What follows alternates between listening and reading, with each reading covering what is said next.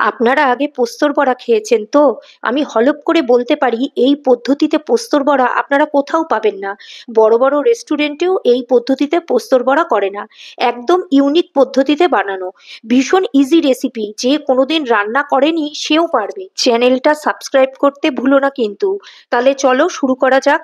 প্রথমেই একটা বাটিতে 3 টেবিল স্পুন পোস্ত, 2 টেবিল স্পুন আটা, ছোট চামচের হাফ চামচ ঝাল লঙ্কার গুঁড়ো এবং স্বাদমতো নুন একসাথে নিয়ে জল দিয়ে একটা ব্যাটার বানাতে হবে। একেবারে জল না দিয়ে অল্প অল্প করে জল মেশানো ভালো।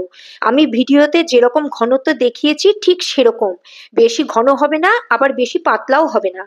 এবার কড়াতে 5 টেবিল স্পুন সর্ষের তেল গরম করে গ্যাস কমিয়ে দিয়ে ভিডিওতে যেভাবে দেখানো হয়েছে সেইভাবে ব্যাটার দিতে হবে।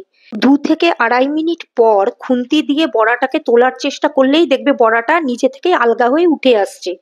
সেই সময় বড়াটাকে উল্টে দিয়ে গ্যাসে আরো কিছুক্ষণ রেখে, আরো এরকম 2 মিনিট মতো রেখে ভেজে নিয়ে তুলতে হবে। আর যদি সেটা খুন্তি দিয়ে তোলার সময় যে দেখা যায় যে বড়াটা উঠছে না, তখন ওটাকে আরো কিছুক্ষণ গ্যাসে রাখতে হবে। বুঝতে হবে যে ওটা আরো একটু হবে।